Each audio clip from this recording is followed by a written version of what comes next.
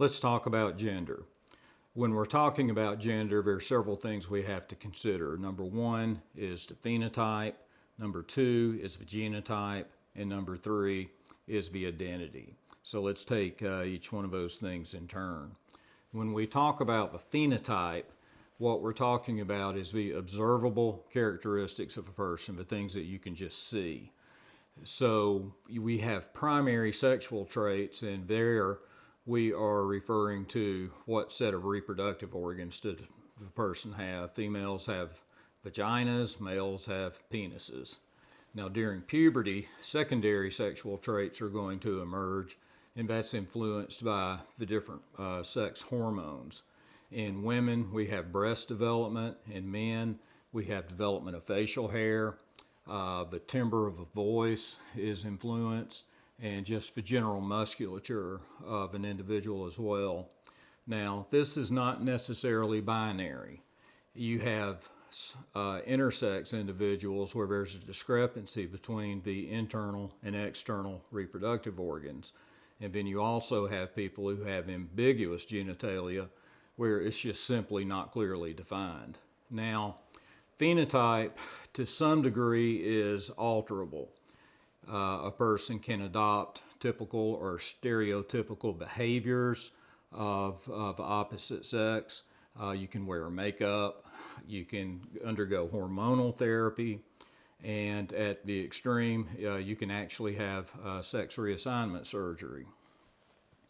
Now, when we talk about genotype, what we're talking about is what set of chromosomes do you have? Females have two X chromosomes, whereas males have one X chromosome and one Y chromosome.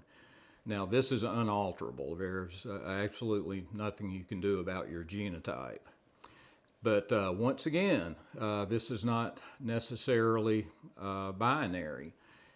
Some people are what we call mosaics. Some of their cell lines will have two X chromosomes, and others will have an X and a Y chromosome. You have some males who have XXY, and that results in a syndrome called Klinefelter syndrome. And then there are some males who have XYY, and that results in a syndrome called Jacobs syndrome.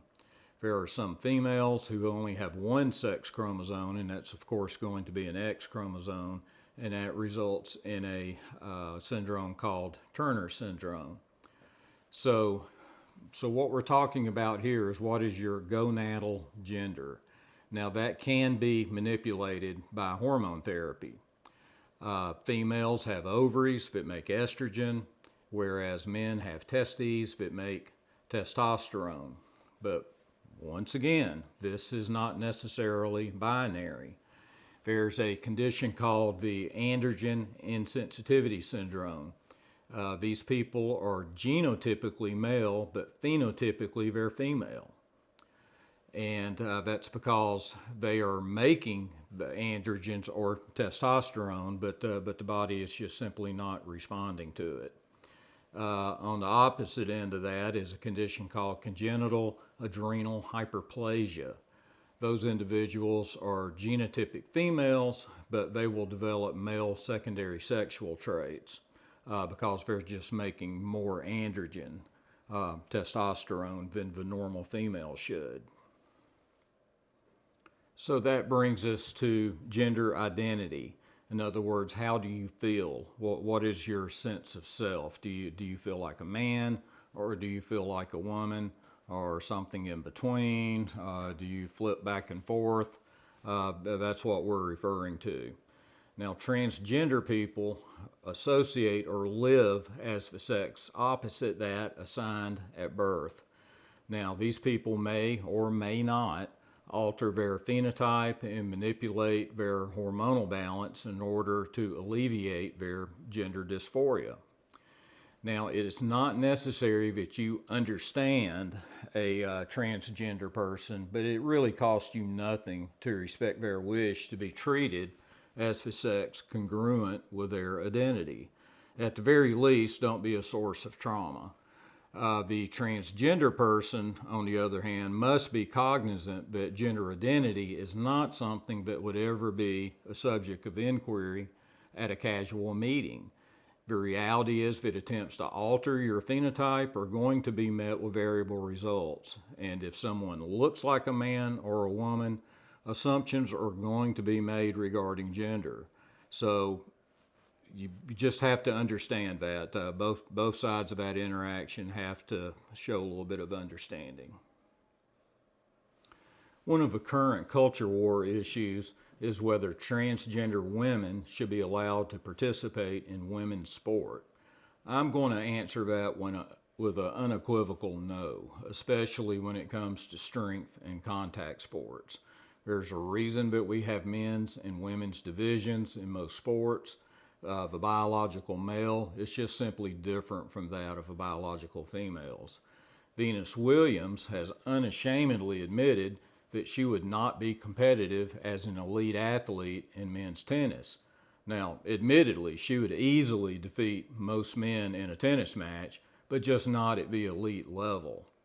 When Leah Thomas began competing as a woman in swimming, she immediately began breaking women's records. That occurred despite hormone suppression, losing muscle mass, and adding a significant amount of time to her pre-transition personal records. By the end of her collegiate career, Thomas had gone from being ranked 65th in the 500 freestyle as a man to first as a woman. By the time a trans woman has begun transitioning, they will have already been through male puberty, and no amount of hormonal therapy can completely undo the inherent advantage imparted by puberty. When we look at women who use anabolic steroids, I'm going to fairly or unfairly use that as a proxy for trans men, since they are hormonally manipulating their bodies. They don't achieve at the same level as biologic men within their level of competence. Beginner versus intermediate versus advanced versus elite. This is a little bit of a personal issue at my house because my wife was an elite lifter in Olympic style weightlifting. She had success at the international level, but when she began coming back home from some of these international meets, she began telling me about some of the women from, I'm not going to call anybody out, but I'll just say other countries where it was quite obvious that they were using steroids. The difference between their lifts and hers could be significant, yet their lifts were still nowhere near the men's lifts within a similar weight class. So phenotype, genotype, and identity are congruent in the great majority of people. But I hope this helps you understand that gender is not necessarily a black and white issue. The incidence of gender dysphoria is very low, and the number of those people who choose to transition is even lower. You are unlikely to ever encounter a transgender person, and even if you do, their mere presence is unlikely to affect your life in a meaningful way. Just as I've never felt sexuality as a choice, I don't think gender identity is a choice. Why would you possibly choose to complicate your life in such a manner?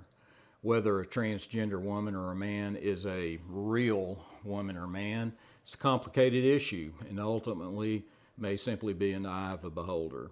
If you're unable to show understanding or empathy for the plight of a transgender person, at least show some tolerance or just simply don't engage. That being said, it is not reasonable that a transgender person expect to be treated as the gender of their identity in all aspects of our largely binary world, sports being a prime example.